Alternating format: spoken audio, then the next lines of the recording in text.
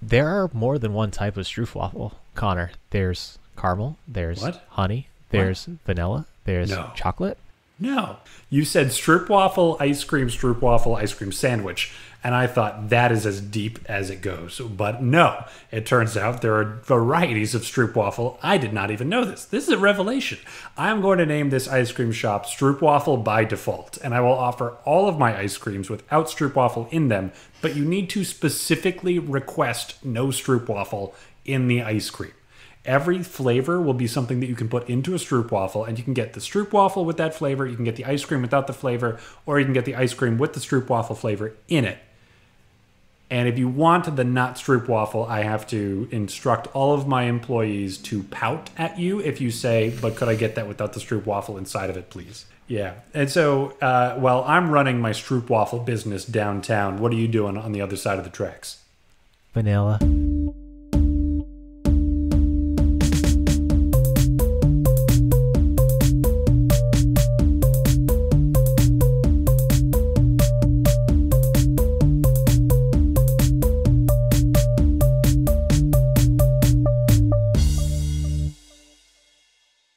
All right, welcome to the Weird Question Podcast, the smartest icebreakers from the dumbest dudes. As always, I am with your god of odd, Connor, and I am your host, Evan. So, Connor, would you like to say hello to, I don't know, the fucking two people who are listening? I would be absolutely delighted. I'll give my pair of listeners a heads up. If they give me a title like God of Odd, I become very compliant. I'm a very cooperative person when I've been given a great moniker like that. All right. So, seeing as this is a new venture for like every burgeoning 30-year-old white man, it's time to do a podcast before we die. So, for those listening, this is for people like us who are socially inept and never know what to do when there's time for small talk. So, instead of fumbling over like, oh, how's the weather? Or like, oh, do you have kids yet? Like, no, let's get some conversation started that's actually going to spur questions and most likely some laughs. So before we get... We're looking at all you Francines and Jebediahs out there who just never get their name remembered. It's time to be a little bit more able to be stored inside of somebody's remembrance. And if you come up with something more creative than how is the weather and are your kids dead yet, you will be someone that people will remember to some degree. And that is what we are trying to give to you. More memorable than asking somebody if their offspring has expired. I mean, I said, do you have kids yet? Not have your kids died yet, but I'm glad to see where you're doing, child psychologist.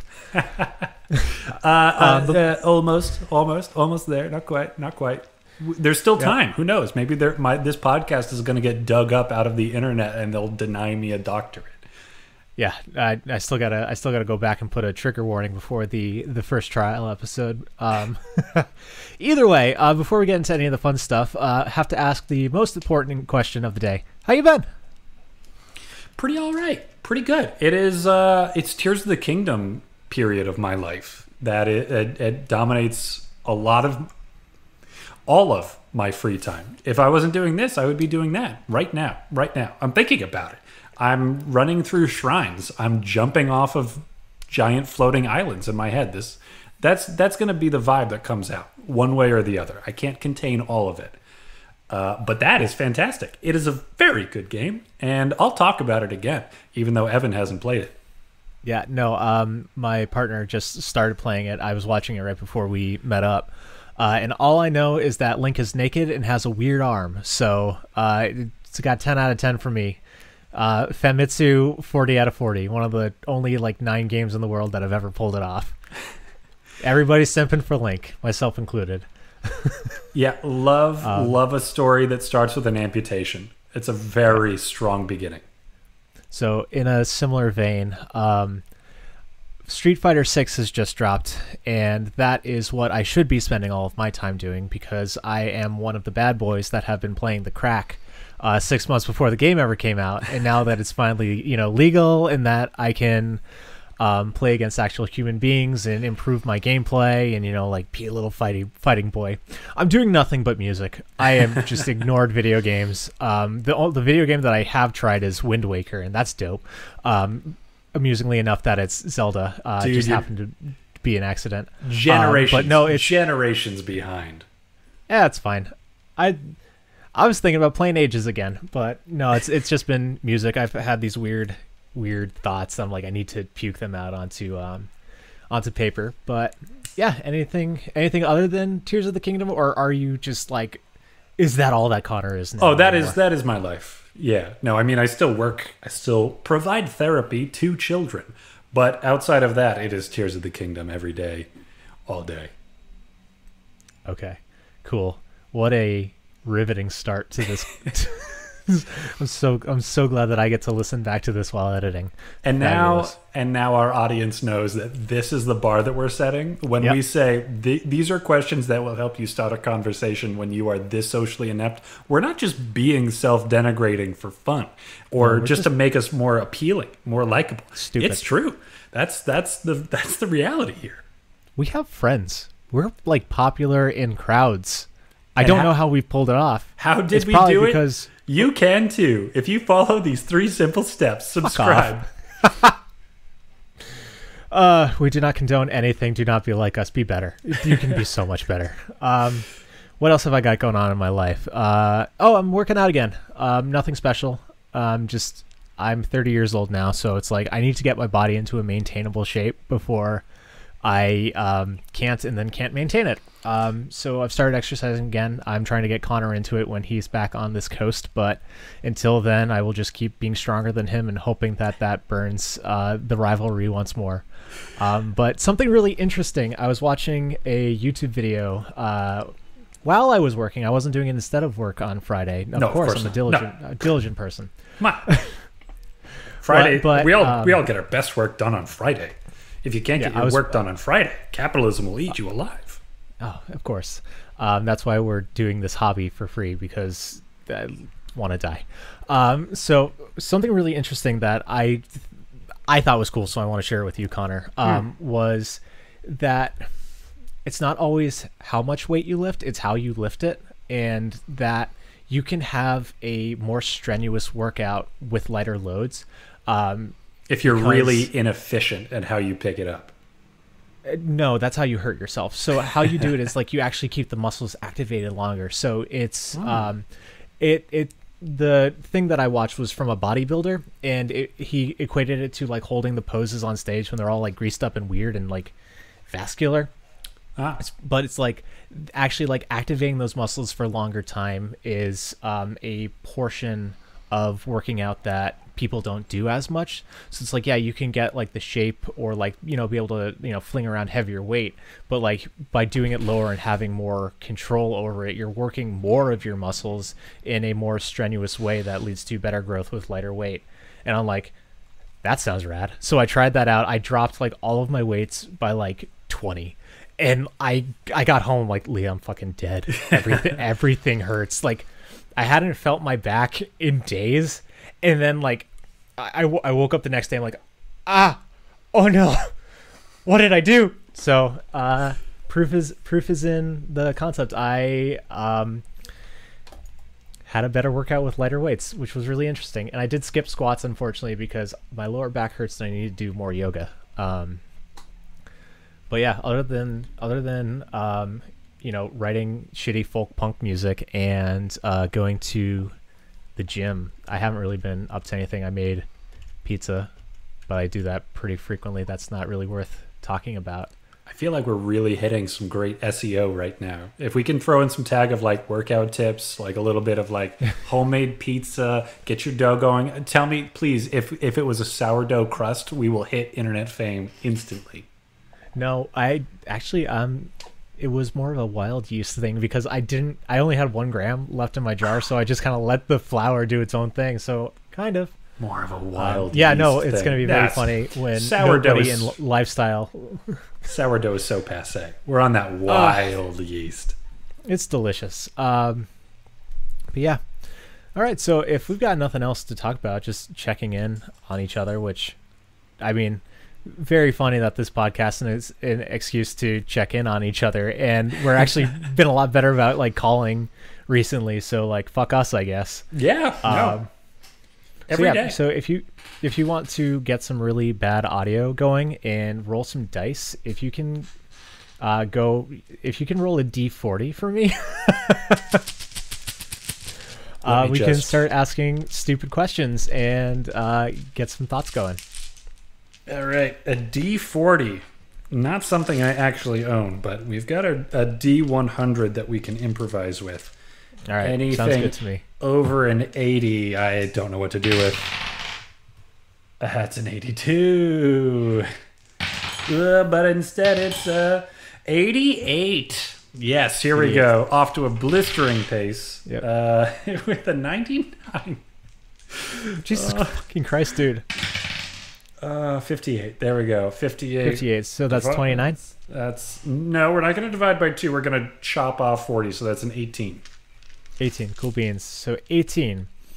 All right. So Connor, what food would you do for an eating challenge? Quantity, not spice. Okay. I love the theory of an eating competition. Just because there's so many great strength and dexterity challenges in the world, not a lot of constitution challenges. And so somebody who just has that kind of mastery over their body, I would want to be very careful about what I'm picking here. I feel like soup is too easy. I want something solid, something that feels like it turns into a diamond in my stomach if I hold it hard enough. That sounds like protein, man. Protein, yeah, just like throwing layers of steak on top of each other would be pretty strong, but I don't think so. Yeah, like protein, but a little something extra on top of that. Oh, okay. Barbecue buffet. Get some big old saucy stuff, help it go down a little bit smoother. Oh yeah, lubricate the protein. That's the solution. No, so I'm gonna say. I watched a video like that once. Yeah, we've all watched a video like that at least once. I'm going to say country fried steak with gravy. Like, I want something so solid. So we're talking like the ground beef that's formed into a patty that's just covered in chicken fry coating, deep fried. Yep. Throw the white gravy on top of that. The sort of thing you don't get properly unless the person serving it to you has at least 20% of a twang in their voice. And they can tell you about the 5 years that they spent up north, but people just weren't as friendly there. That's what I'm talking about. I want to get expert at packing that away. Here's the thing. When I was in college, country fried steak was one of my favorite dinners, but it's not stopping me from going, why do you want to eat hockey pucks for an eating challenge? Like, those are the most fibrous cuts of steak. Like, that's barely even cow at that point that you're just going to be chewing up and forcing down. Like, your jaw's going to give out before your stomach does.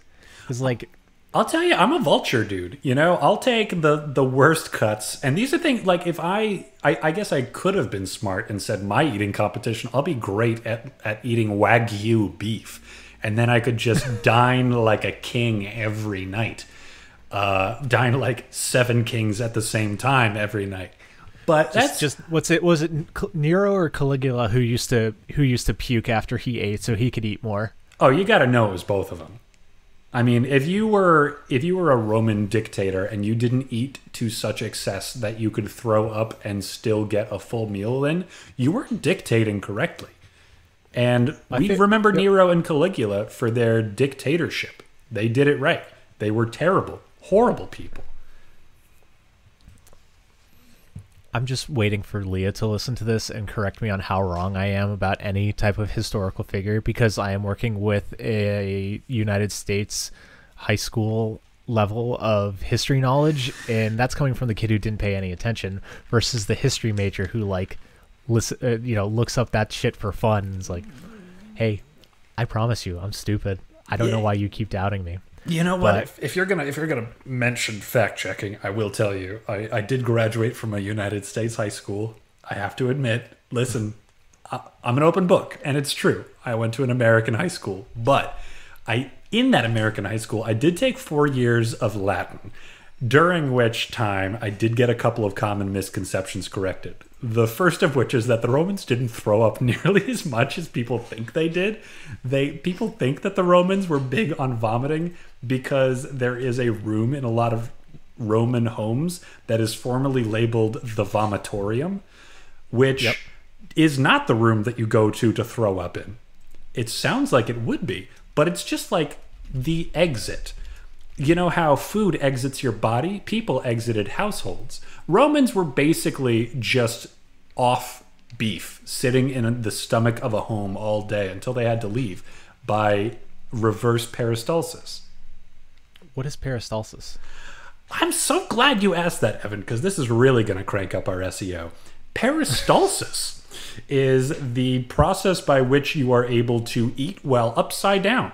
Your food isn't brought into your stomach by gravity. It's brought in because, like, think about if you were trying to move a baseball through a garden hose, and you just squeezed it at both ends and just like ran your hand down the garden hose to get that baseball to move through.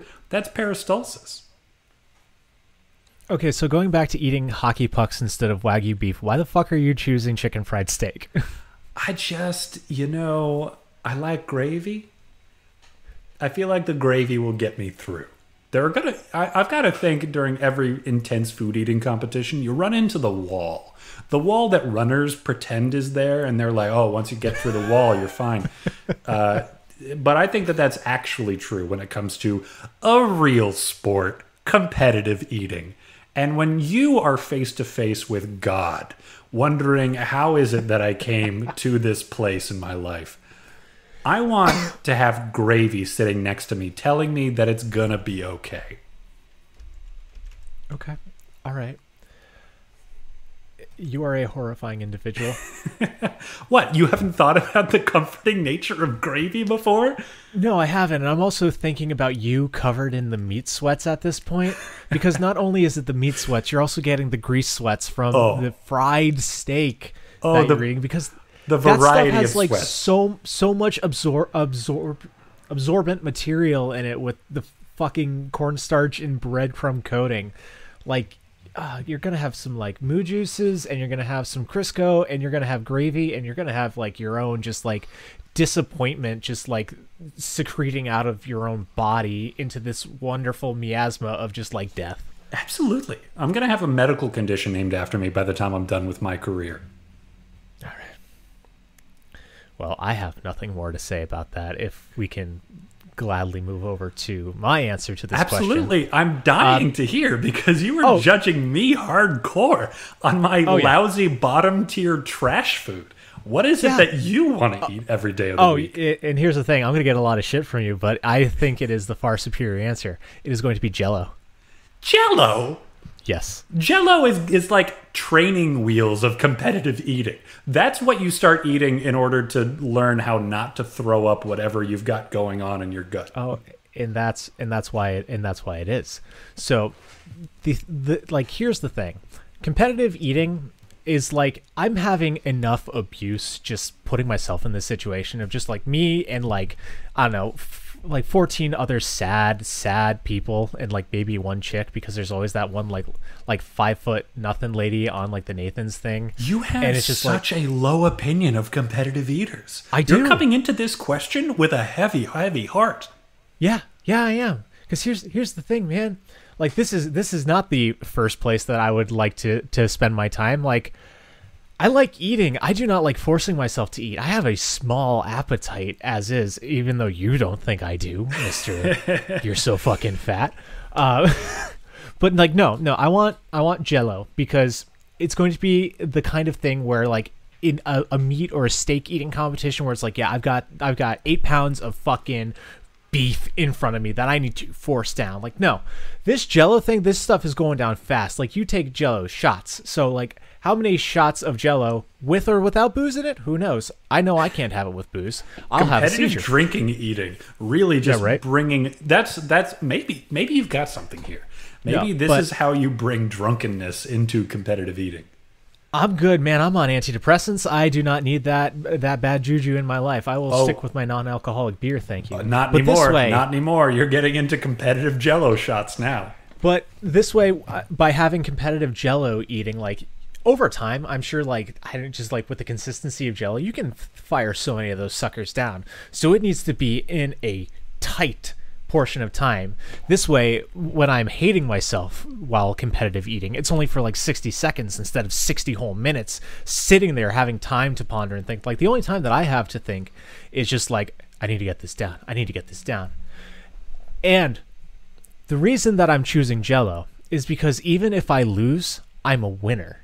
Because what is going to spew out of me is going to rival a Jackson Pollock painting with all the different colors and varieties of just bile. So I'm thinking this rainbow of regurgitated Jello is going to be like, you know, it's gonna fucking show up on like a Sunday paper on like the E side column of just like local man throws up rainbow. Kids are horrified, and like that way, you know, so like something positive can come out of this other than like me having to like go with the other experience of putting down a ton of protein and then having to, you know, deal with the biological ramifications of my bad decisions. At least this way I puke and I'm done. So that's why I want to stick with me some Jello. And who knows? Jello is a brand, not necessarily an item. So it could be pudding too. And, you know, I love me some chocolate vanilla. I guess that's true. I hadn't considered, in my head, I was thinking green Jello. I don't know why I thought green Jello would be the Jello you would eat just gobs and gobs of.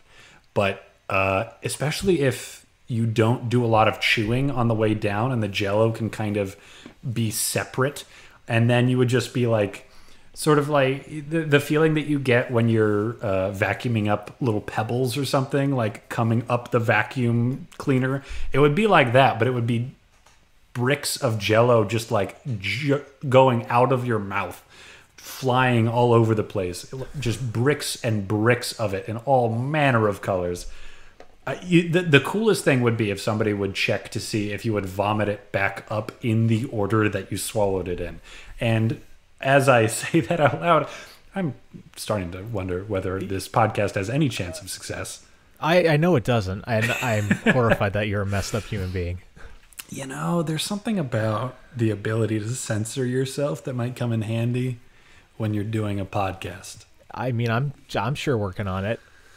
But I also have a lot more shame than you do, even though I killed my shame a long time ago. I don't care how I am perceived by people. I care how I'm heard by people. So I take that for what it's worth. But I think going back to the green Jello, I think it's because it's the color that I always saw at Chinese buffets. So it just feels like that's the one that goes down. And like, I don't know if you did the same thing as a kid, but I always liked to suck the Jello through my teeth. Oh yeah. Yeah, and it's just, I don't know. Turn it back into a liquid. Make me feel like a kid. But that's enough about that. No, it's not. Right, I think you're going into this question with entirely the wrong mindset. You are banking on failure. And you are joining an elite group of athletes. And your lack of respect for what these champions do every day at their place of work is, frankly, depressing. All I know is I'll shake Joey Chestnut's hand, but I ain't picking up his tab. All right, fuck you. Roll us another one, bud. All right. Dice. Oh, did you put them away? Oh, yeah. Put them away like a mook? Oh, you bet. That's a 52. Sorry. 52 is a 12. What kitchen spice are you? What kitchen spice? There is a great variety to choose from. And, you know, we all want to be garlic powder. We all want to be definitely. Like, that was my first thought. I want at least a little and maybe a lot every single dish I create. But I know I'm not garlic powder. We can't all be garlic powder. Very few of us are, I would say. I'm not. I don't even have any Italian in me. No. I'm 100% American, baby. Boy, I do want to look up the origin of garlic. I feel like that could have come from anywhere on the face of this earth. Yeah, but the running stereotypes of Italian food and garlic. But if you need more time to think, I do have a response for this. If you want me to hop in and vamp for you. Yeah, make it happen because my culinary knowledge is lacking, and how I fit into that world, it's going to take a second. So please, what kitchen spice are you, Evan? So I do not. I am your typical white bread white boy. So I don't really have anything fun. I can't do garam masala. I can't do like za'atar. It's like fuck me, man. I'm not even from the South. I can't do cayenne. Like. I know what I'm about. My family, our cultural history comes from Poland, and I love Polish food. I love Polish people, but when it comes down to it, there is no real spice used in that stuff. It's just cabbage, beat the hell out of it, and then it fried in butter. Like if fried in butter were a spice, I think I could pull that one off. But no, so I need to go like beyond the kind of like levels of. Oh, this is your family, this is your heritage, blah. It's like, no, that none of that counts. Like, that's out. I am white bread. But I, as a person, as an individual, Evan, onions. I am an onion boy. I love onions so much. I will fight people that I will take onions over garlic. I love me garlic. The best is when they're both together, but if I could only choose one, it would be onions because they are more versatile. There are more options with it. Like, I really, really like them. And that being said, my spice of choice would be onion powder because it too is kind of like bland and like whatever. Like you don't look at onion powder and you're like, ah, yes, flavor. You look at onion powder and you're like, oh yeah, that's that shit that my mom puts on cheeseburgers. So I'm fitting in with that vantage point. My apartments are always covered in onion skins because I have so many fucking onions in the house. Leah's always finding them and being like, Evan, what the hell? Where did this come from? Like, I made some pickled onions. I just like them. Okay. So, I'd love to be garlic powder because I use garlic powder on everything, but on almost everything I put onion powder, and it does the same kind of like wonderful, like rich depth of flavor, and just I don't know, it fucking makes stuff taste good, and it's still kind of bland. So that's me. Approachable yet flavorful. That's what you're going for. Yeah, and it's not even that self-deprecating this time. Hell yeah. Growth as a human being. I'll tell you, I think that's probably pretty accurate. I think that on most days you would probably rate yourself as like a marjoram or a white pepper, but I think you're right. I think you're more of an onion powder than anything else. Like good herbs de Provence. a little blend, a little melange. Yeah. I think you're good in most situations. I think at least a little bit and sometimes a lot. Very much like garlic powder, but like not quite as harsh. Yeah, I'm flexible. You can hide me in situations. Like I'm cool to party with anybody. Mm-hmm. So like, especially if it's like some sort of like southern barbecue nonsense, like fucking load me up on that shit. I just really want barbecue. I've been thinking about it for the past 2 weeks. Leah brought up barbecue, and I'm just like, you've been bringing up barbecue. Yeah. I want brisket so bad. It's been a while, and like I'm trying to, like as I've said, eat healthier. So I'm just like, can I just have a big slab of meat, please?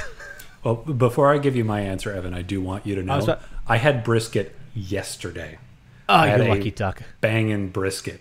A couple of the other interns brought. We threw a barbecue, and it was fantastic. I burnt a couple of burgers, dropped a couple of hot dogs on the ground, and they brought time the fuck out. Fuck you.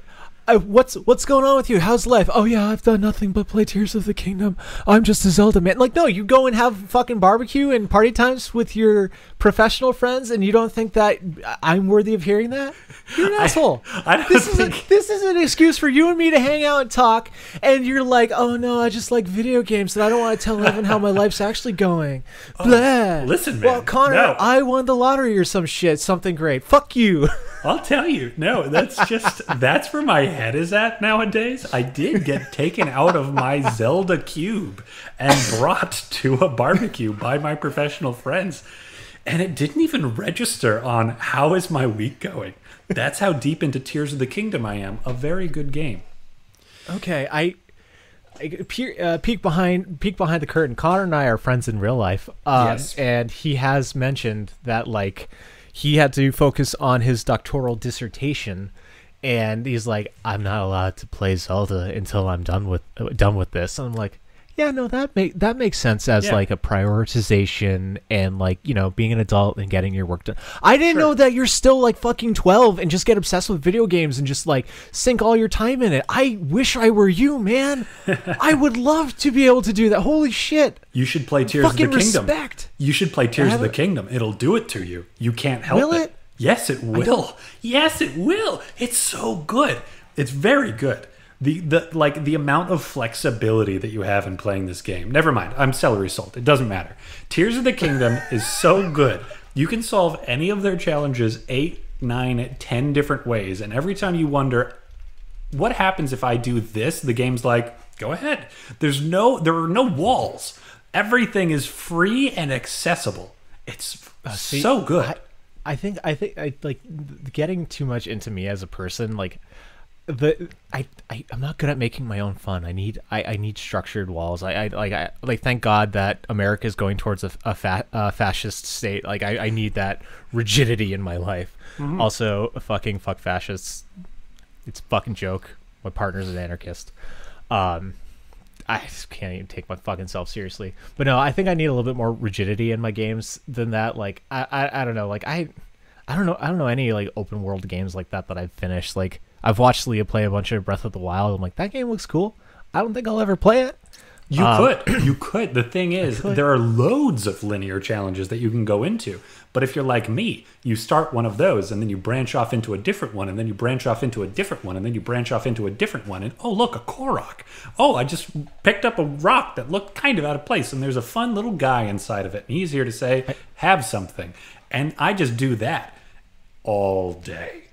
Okay, so before we go back to celery salt, because I'm not letting you go off on that. I do need to ask you, as a person who has played the game, how do you feel about the Koroks? I love them. They're mischievous little imps that just want to be found. They're playing hide and seek with no seeker, just waiting for somebody, anyone out there, to take on the role, which is delightful. Okay, no, thank you. I don't know if I feel better that someone else shares my feelings or worse that it's you who shares my feelings, because Leah absolutely detests the Koroks. How? She's just like, oh, I think I'm going to find something cool. And then it's just another fucking Yahaha Korok. I'm like, but the Yahaha is the best part. I love the little voices. It's the highlight of my day. Okay. I've never been disappointed finding a Korok. It's always a joy. They're a little beam of sunshine. Yeah, okay, because that would be like, I think my life's time is too precious to play Breath of the Wild. I think I have other desires with the limited hours that I have on Earth. Somebody thinks highly of themselves. I don't.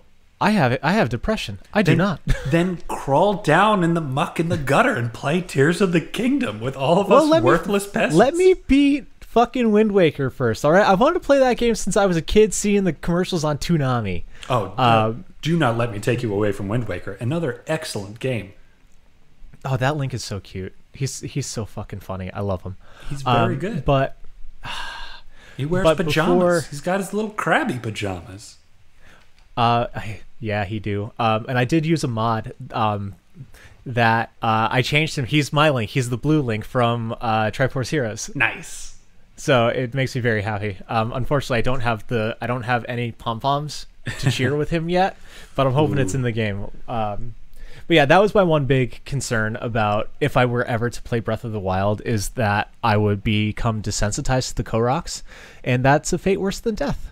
But going back, fucking celery salt? Why are you celery salt? I mean, you're celery salt, but fucking why? I'm celery salt because I think that... You go well on hot dogs?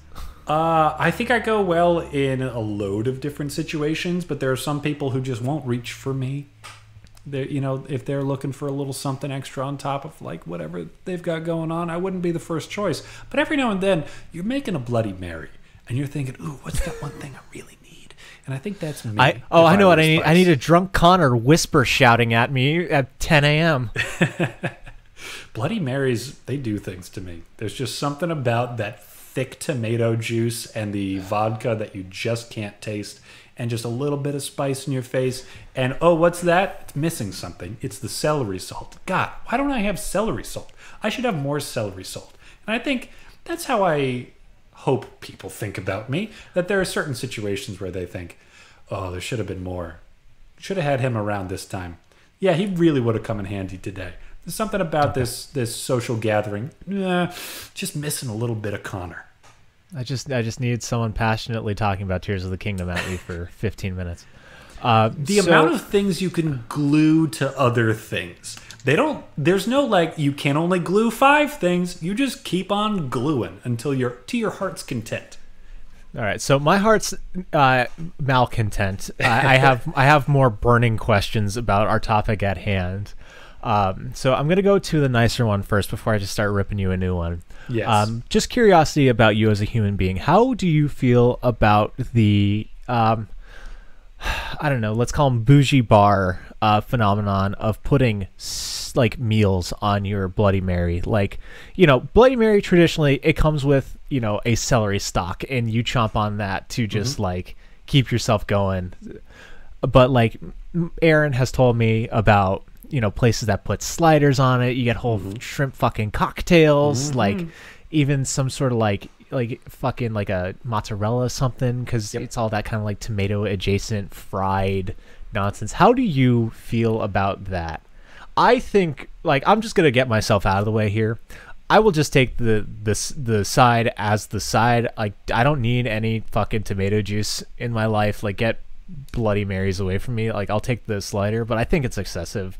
Like, if I were to be in a situation where I wanted a Bloody Mary, R.E. hungover, I'm not going to want that kind of food. I need hair of the dog and the ability to keep it down. Like, you're going to be putting a delicious slider in my face. I'm like, no, fuck off. Like, I have different pressing matters to attend to. I can't enjoy myself currently. How many alcoholic beverages come with a serving of fruit and vegetable? I ask you. Very few. There is. All I can think of is blue cheese stuffed olives in your dry martini, which is otherwise known as 3 fucking shots of vodka, with just a little hint of nasty cheese. Yeah, you know, I'll tell you, I don't order the whole meal that comes on top of a Bloody Mary, but I want it every time. I like that concept. I think it's really fun. Like dipping a slider into your Bloody Mary the way that people dip Oreos into milk. That's delightful to me, but too expensive every time. Not feasible in a restaurant. I think my ideal experience of that would be going to somebody's house and them saying, hey, I got a little obsessed with Bloody Marys in the last couple of weeks, and I got like these skewers, and I got the and I'd be all over it. I'd take 5 right then and there and see whether or not they have a guest bed I can occupy for the next couple of days while I recover from their like bacon wrapped scallop fry skewer that they're gonna put on top of it. Just give me the scallops on the side. I don't need the bullshit. You know what, Evan? I'll tell you, I really like bullshit, especially in the form of cocktails. The more bullshit, honestly, the better. If you can get me like one of the like a spinning top in the middle of my cocktail, I would be delighted. Just man, I'm just trying to think of like some sort of branding idea that like marries Crazy Straws with like the spins. Like, how can we turn Crazy Straws into adult alcoholic paraphernalia? I like that. Yeah, if you can get the fries themselves spinning and you bring your face a little too close and you just get fries slapped a couple of different times, you got to like grab them out of the air with your face. That would be a really new take on bobbing for apples. You can only use the straw if you have 1 foot on the floor. You apply the dipping sauces with a little paintbrush that you have to like whoop there. Yep. All right. Somebody now that one's got some chipotle mayo on it. That one's for me. Okay. All right. Well, thank you for clearing up and reminding me about your utter endless bullshit. But my question that I have, or more of a statement, is why the fuck are you choosing salt? Like, I am sorry, but I come from a household where salts are the most useless item in a pantry. Garlic salt, fuck you. Because I need more garlic than salt, and it is more salt than garlic. Like, if I want something salty, I'm just going to take that spice and then add salt to it. So like celery salt, no, just give me celery powder and I'll have some salt on it. Like why are you subjecting yourself to being a second tier spice? Like I'm sorry, but salts are just unnecessary. There are other options. I guess I'm just being real with myself, Evan. I know who I am. And if you want enough of me, you've got to go through a lot of salt. I'm not even making a salty joke here. We're just moving on. Roll the dice. That is a 39. 39. -1? No, we're minusing 20. Sorry. Man, we are all middle of the pack today. I thought you asked me to roll a D40. No, it should be 39 on the list. Oh, it should be 30. Oh, fuck me. I'm tired. 39. Bro. Oh, wow. This is one that I'm certain that you added to the docket.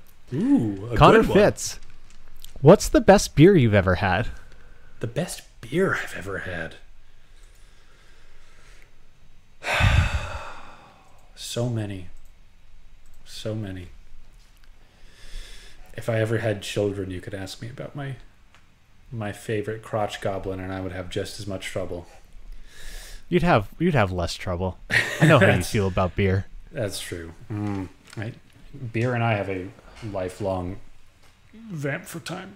Yeah, no, I'm trying to, like, I haven't drunk in a while, so I'm like, what beers have I had? Like, I'm like, the controversy aside, I love Bud Light. I need a water every now and then. Just give me a little refreshing bready goodness. But I wouldn't say Bud Light is the best beer I've had. Yeah, Bud Light's been doing hard seltzer longer than anybody. Have they?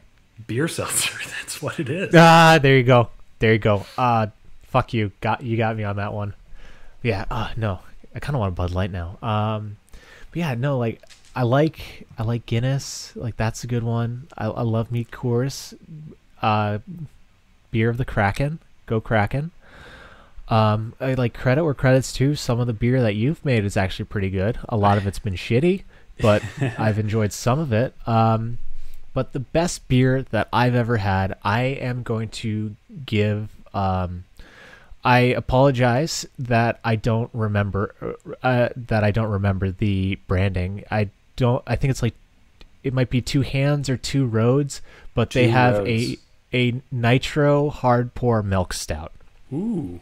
And I'm going to put that on the record as my favorite beer, the best beer that I've ever had, because that is the first dark beer that I've ever had that I realized that made me go like, oh wait, I like this. And I'm a big fan of dark beers. Like, I've had a Hawaiian coconut porter that tasted like a Mounds bar that was fucking delicious. But this one is very special because I remember I was at Moynihan's house and he was just like, yo, check this out, I got this, it's delicious. And he just poured it and handed it to me like, oh shit, that's delicious. And then like we spent like the entire summer drinking that. And then I was like, wait, I do kind of like the coffee taste of beer. I should have more of this. And then I had more beer. I'm like, oh, beer's really good. I should, have that as an option. And now I'm drinking decaf black coffee because I'm a monster and I like how coffee tastes. So I think the milk stout hard pour nonsense is the best beer I've ever had because it has opened me up to a lot of culinary delights that I really appreciate as an older man now. Not old man, but like older as in like I'm 30 and I was like 24 or whatever beforehand. Time moves in a linear fashion and then we die. Yeah, and you can. Is this enough time for you? Thank you for vamping. Unless you have any statements or comments, I know I'm the host, so I do more of the questioning. But I don't want to be a dick and be like, "Hey, fuck you, Connor, shut up." Yeah. I feel like 30 is the age where you just feel yourself losing momentum. We aren't like quite at the top of that arc of like virility and livelihood that comes a little bit later, but you can feel yourself slowing down quite a lot, I think. Oh yeah, I mean, as Leah has found out herself, I warned her, but like, shit goes bad once you hit 25, and I'm 5 years deep in that. Yeah. Yep.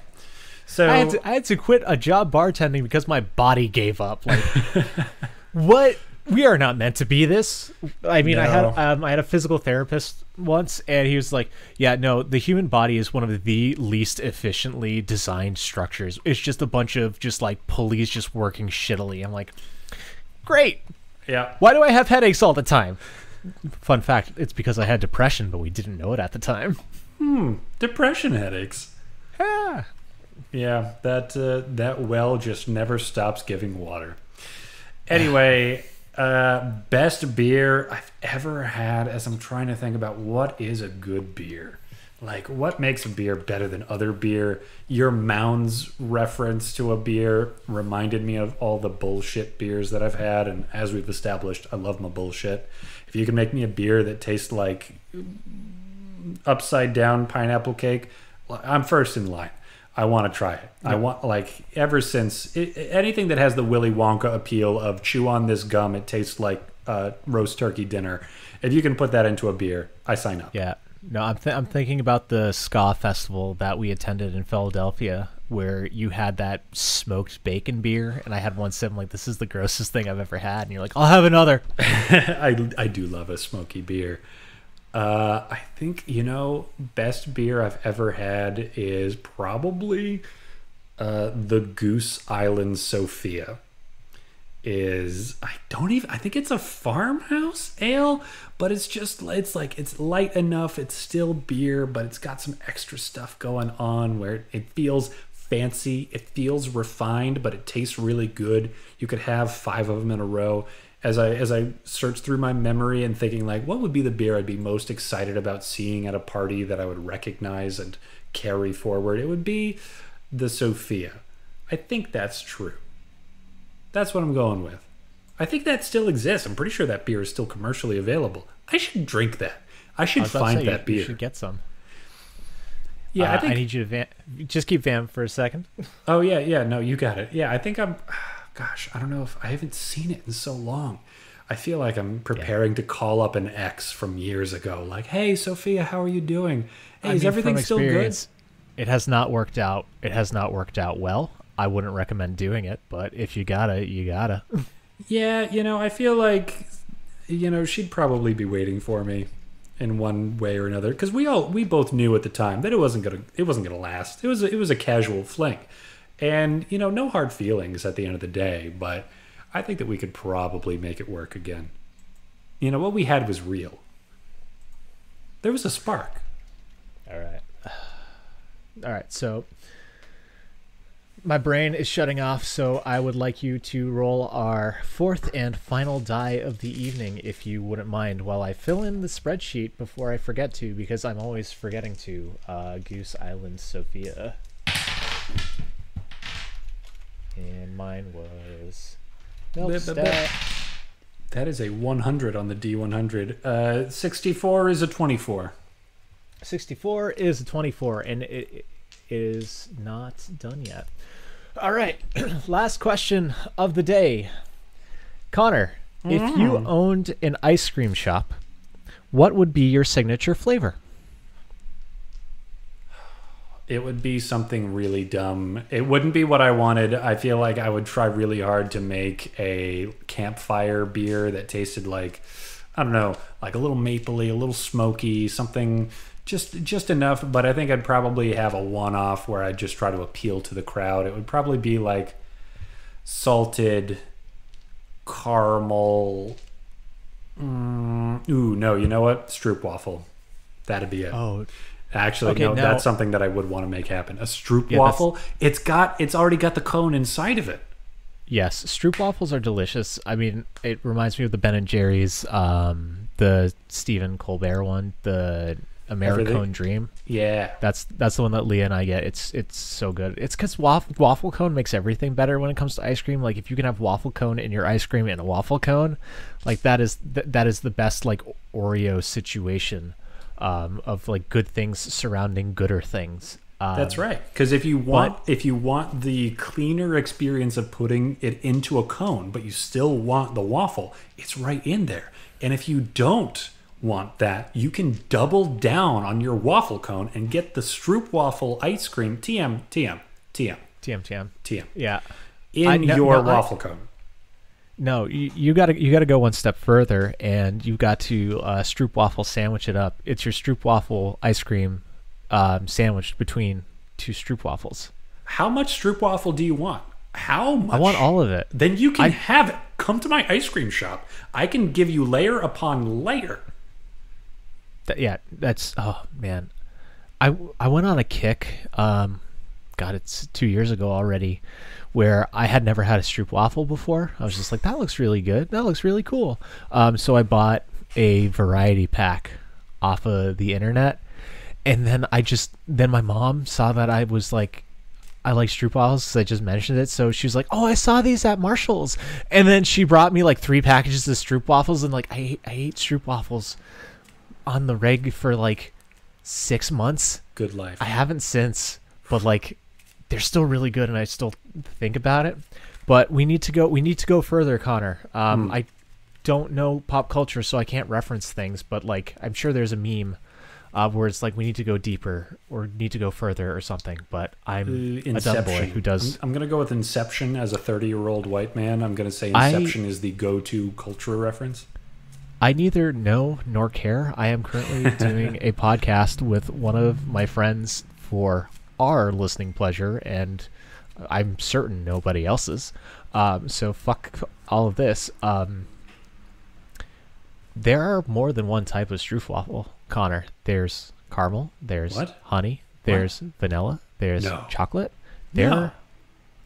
Like I said, 2 years ago, I bought a variety pack of stroopwafels. There are so many different varieties of them.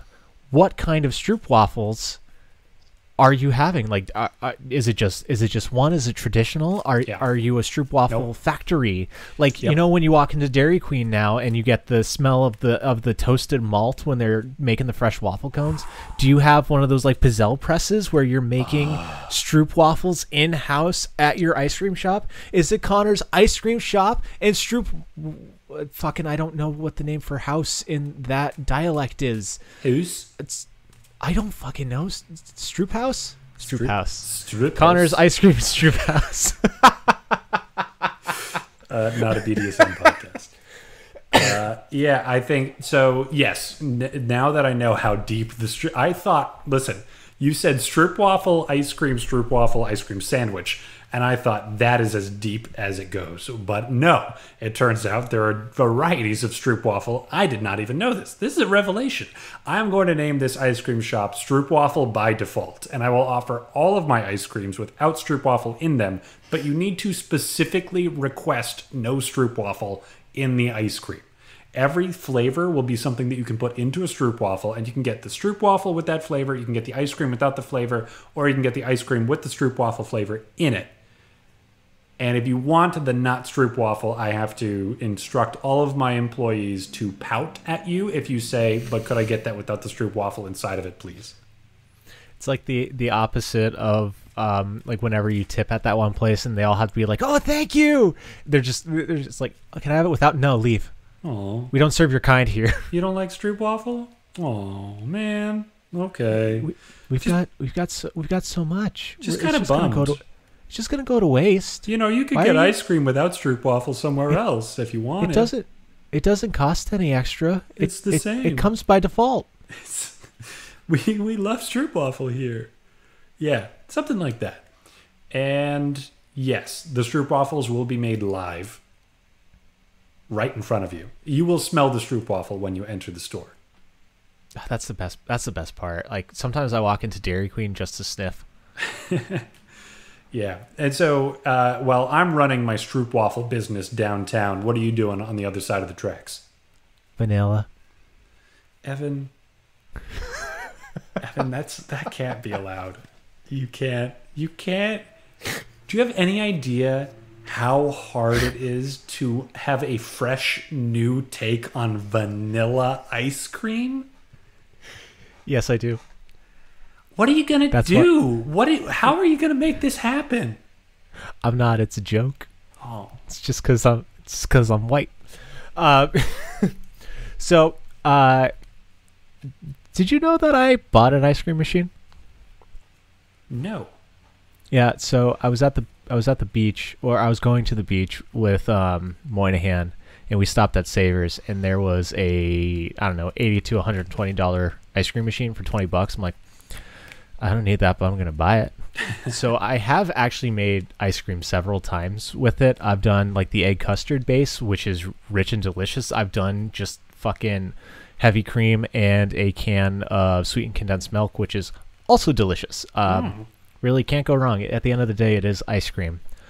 But I messed around with a bunch of different flavors one time, and it's not perfect for me because I am, for whatever reason, with my beverages, I'm very lame. I think it's because I've just drank like nothing but water exclusively for like 10 years, more or less. Because I had that giant Svedka handle from you that I used as a water bottle, and everyone's like, "Are you drinking on the job right now?" I'm like, "No, it's just water that is apparently covered in mold." I didn't learn until like fucking 5 years later. So glad I'm still kicking. No wonder it was so tasty. Oh yeah, delicious. Hey, as Jaju used to say, that's Polish penicillin. But I don't really like coffee and tea with stuff in it. Like when people put like honey, sugar, creamer, I'm like, why? Just give it to me black. I want to taste the leaves. I want to taste the beans. Can't really taste any difference at the end of it. I drink my decaf coffee. It is Walmart instant. It's those little crystals that just dissolve in hot water because I am apparently my grandparents, because that's what they do too. But I don't give a shit. I have a less refined palate, and I'm better for it because I'm not unhappy. I don't have to be a snob and spend $13. I can spend $3 and be like, this is great. This is wonderful. Man, but I'm getting off track. So pay attention. Stop thinking about how much you hate me. I just want you to love you the way I do. That's all. Somebody who puts crystals of Walmart decaf into boiling water and says, "This is what I deserve." You're a human being with inherent dignity. I enjoy it. It tastes good. I have decaf beans from the co-op up the road, and they are delicious and good. But also, I am as satisfied with them as I am with my little crystals. Okay. I'm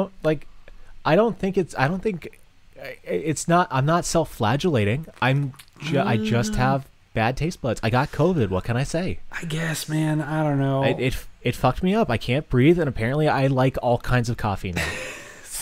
Side effects of COVID may include, consult your physician before you get struck with the pandemic. Sorry. Getting back onto the topic. So I've messed around with a bunch of different flavors. And one of the flavors that I made, I call Beatrice, because it is named after a character in the visual novel Umineko. It's really good. I've recommended it to you. It's basically an 8-book series that Mike tricked me into reading. And now I'm reading the 8th book with him simultaneously. It's very good. It's a hell of a mystery novel. But one of the characters is a witch named Beatrice, and with the fucking Japanese voice actors, they refer to her as Beatrice. So that's why it's called Beatrice. And her favorite things are black tea with milk and cookies. So I made an ice cream with I went to the Asian grocer and I got milk tea packets. So I added those, and I got a bunch of shortbread cookies, and I broke those up into it, and I whipped that up into a nice little ice cream. And I think that would be my signature because it's anime, and I'm a loser. I will tell you, the relief that I'm experiencing is probably as delicious as that ice cream, because I thought we were coming full circle and you were going to say my flavor of ice cream is bad coffee from Walmart. I thought you were going to wind up with it'll have great big crystal sugar chunks of the terrible coffee that you have to swirl around in your mouth to turn it into coffee while you're eating your ice cream. So no. This tea ice cream sounds really good. doubly so by comparison. Well, here's the thing. The question wasn't if you owned a failing ice cream shop. If I owned a failing ice cream shop, the answer would be vanilla, because you can't fucking do anything with vanilla. You know, vanilla's a good flavor. Vanilla's strong, but you can't get known for vanilla. I'm basic. I love a vanilla soft serve, and like not even a waffle cone. You know, like the kid waffle cones that are like rectangular and are like styrofoam. They taste like Jesus before I guess they taste like Jesus because when I eat Jesus, the host has been transmuted into him. Yeah, Jesus tastes those like waffle ice cream cones that taste like Jesus. Yeah. I love a vanilla soft serve in that, especially when it's at the beach and it melts, and then you just got like a little sweet milk at the bottom. Well, yeah, I like where you're going with this. I think that this works, and I'm glad this time that instead of thinking, oh well, I would be throwing up Jell-O, you thought, well, this is an ice cream business that has some legs. I can make a profit. Sure, let's come up with an ice cream that works. Oh, yeah. Well, I think the current iteration of myself would want to succeed in a ice cream based venture. I don't think that the person I am now would want to win a fucking eating competition. Like the eating competition that I have nightly is like, hey, can you like eat something? Hey, can you go eat something, please? It's 3. You haven't eaten and it's 3:00, Kev. Well, but wouldn't you love to be able to say to yourself, yeah, but I had 8 tons of Jell-O in the last 3 weeks, so maybe I can take tonight off? No, but I'm sure the T-shirt would say that. Yeah, I'm glad that you've come up with an ice cream flavor that won't get you laughed at by your fellow ice cream makers the way that a Jell-O eater would get thrown out of any group full of competitive eaters would. You can't shame me, dude. I told you, my shame's dead.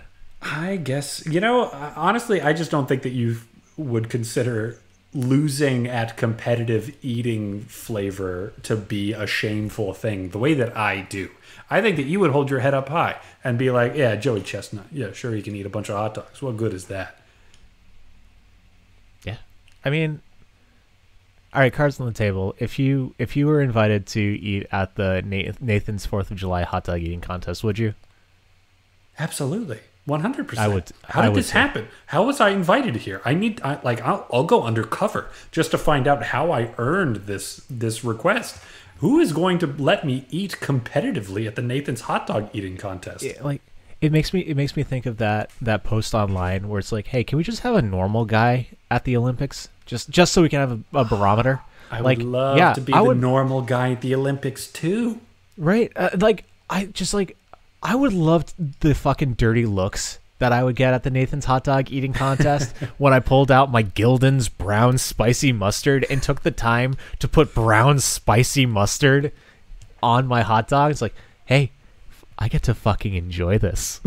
See, I think we would both make side by side. We would make excellent normal guy at hot dog eating competition because I would try and fail colorfully.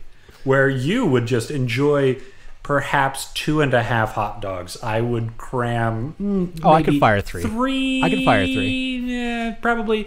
I think I'd probably get a little bit ahead of myself and get maybe 3 hot dogs down just way too fast and spend the next, I don't know how long those things go, 5 minutes?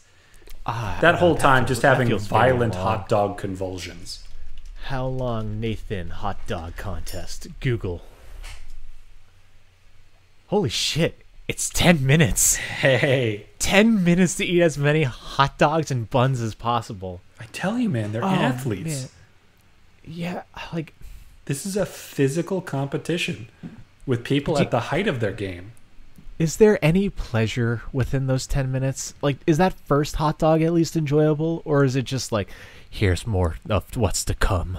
I think, I would imagine that eating at the hot dog competition is not pleasant at all. I think that it's a lot of work, a lot of effort. It's what you've trained for.